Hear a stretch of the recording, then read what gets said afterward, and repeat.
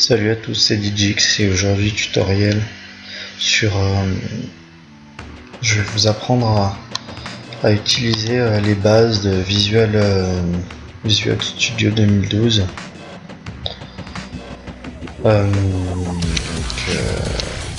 J'en démarre le logiciel. Donc vous arrivez sur cette page de démarrage. Donc vous pouvez ouvrir un projet là, créer un nouveau projet.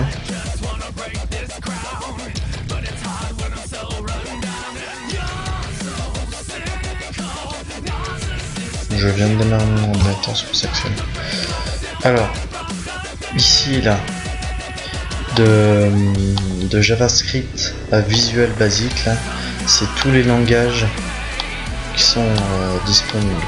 Après, il y a tous les autres types de projets, tout le bazar. Alors, on va, à travers plusieurs tutoriels, on va créer une calculatrice qui enregistrera automatiquement les résultats. Donc, ce que vous allez faire, c'est que vous allez on va utiliser le langage C. Donc, oh putain, ça m'énerve ça. Bon voilà, c'est bon. Alors, vous allez ouvrir le petit truc Visual C. Vous allez dans Windows et application Windows Form. Donc, on va l'enregistrer dans les projets. Donc, choisir le bon enregistrer, c'est pas grave. Parce que vous avez compris, vous n'êtes pas con. On va l'appeler calculatrice. Voilà. Et OK. Donc là, le projet est en train de se créer. Donc vous pouvez aimer notre page Facebook.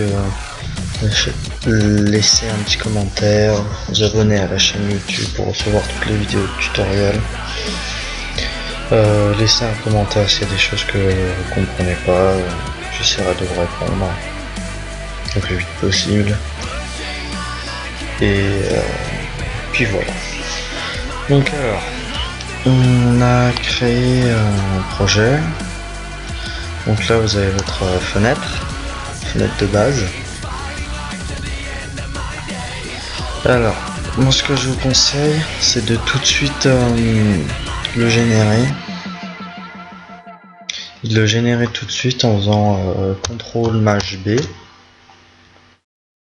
Là, ça va générer votre projet. Ça va créer tous les fichiers exécutés, tout le bazar.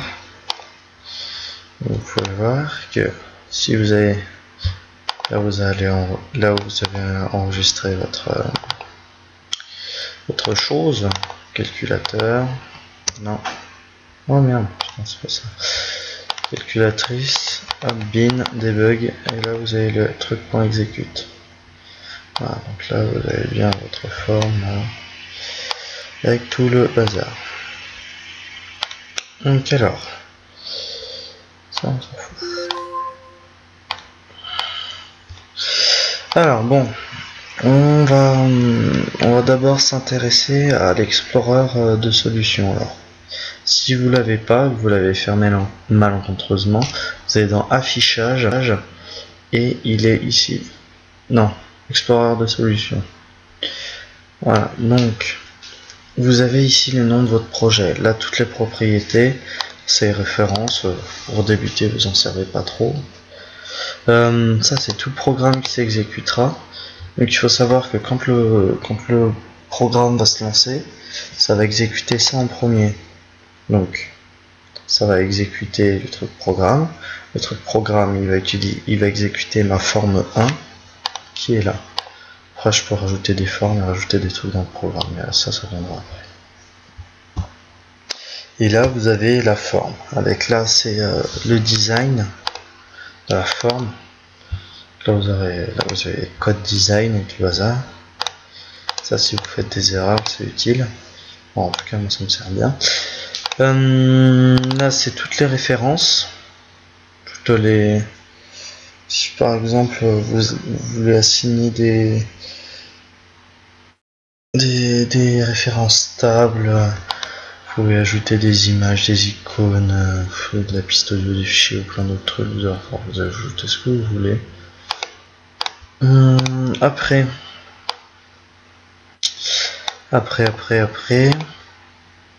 et ça c'est tout ce qu'il y a dans la forme. Voilà. Alors, maintenant, intéressons-nous aux propriétés.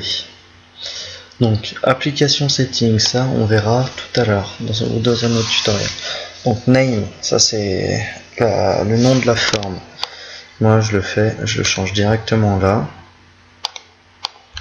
Ici là, ça va plus vite. Bon, ça redonne tout d'un coup. Hop, oui, là ça redonne vraiment tout. Donc là ça a même renommé ici. Après, auto scroll, ça c'est quand vous avez plusieurs. Par exemple, je vais mettre. Voilà, ça. Là, vous pouvez voir que si je débug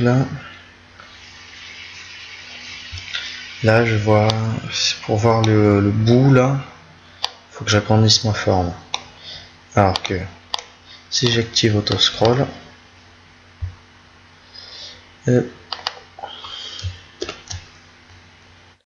hop là, vous voyez que j'ai la petite barre. Et hop là, ça marche avec, enfin c'est la petite barre quoi. Voilà. Donc ça, voilà. Après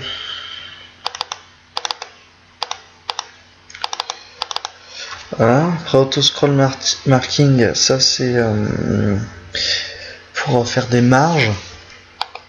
Par exemple, si là je mets des marges de 12, et je rajoute truc là.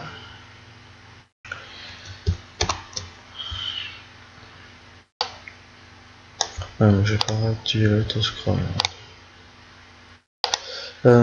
Alors,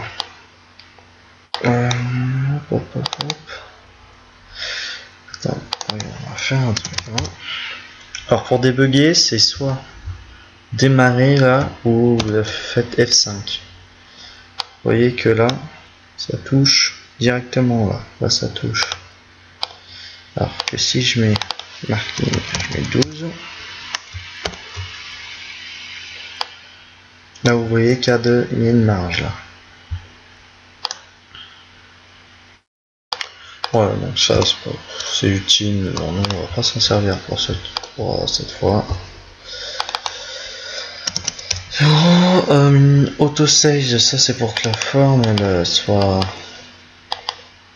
avec, enfin elle fasse la même taille quoi. Backcolor, ça c'est la couleur de fond. Là si on veut une image de fond, ça c'est comment positionner l'image de fond, ça on verra après. Quand c'est le bouton, ça c'est un bouton pour annuler quoi. CTRL Z. Contextual menu strip, c'est pour faire un menu clic droit. Control box, ça c'est si vous voulez les boutons, enfin, ces boutons là sur le côté et l'icône. Regardez bien ici quand je le true ou false. Ça les met, ça les met pas. Cursor, ça c'est pour le curseur, c'est transparent. Enabled, c'est si c'est activé ou pas. Ça c'est la couleur par défaut de la forme, donc la police par défaut de la forme, donc ce sera pas cette police, ça sera la police par défaut système ici. For color, c'est la couleur de l'écriture par défaut. Border for style, ça c'est le style de la forme de la fenêtre. Voilà, vous pouvez vous amuser. Help button, ça c'est si vous voulez un bouton d'aide. Ça c'est l'icône, ça après on s'en fout. Ça c'est si vous mettre start position manual, c'est où ça sera placé. Locate, c'est si on peut pas la modifier ou pas.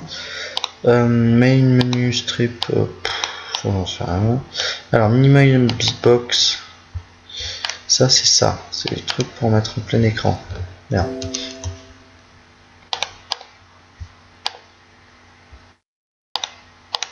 Hop là.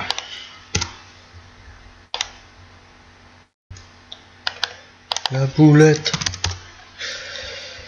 Voilà. Donc ça, c'est pour... Regardez bien les boutons là. Appuyer, activer, pas activé. Activer, pas activé. Hop là, ça c'est pour si c'est opaque ou pas. Si je mets 50 là, on va à travers. Quoi. Mais c'est toujours une fenêtre normale. Ça c'est pour faire des petits effets stylés. On en fera un tout à l'heure. Utiliser un objet. Ça c'est pour montrer l'icône ou pas. Ça c'est pour montrer dans la barre de tâches ici là. Start position, c'est ce que je vous ai expliqué là. C'est, vous pouvez mettre en manuel, au centre de l'écran, ça en position par défaut suivant les autres, les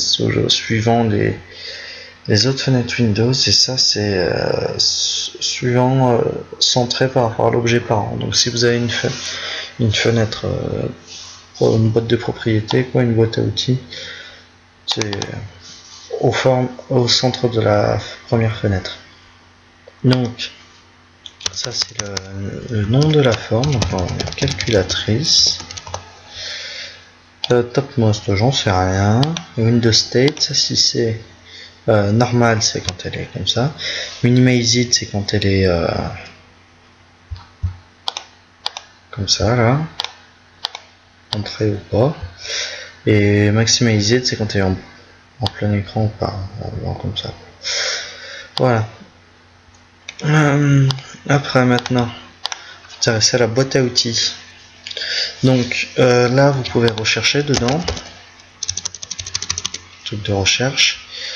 Donc on utilisera les choses au fur et à mesure. Donc on a combien de temps? 12 minutes. Bon, ce que je vais faire, c'est que on commencera vraiment à créer la calculatrice dans le prochain tutoriel. Allez, salut à tous.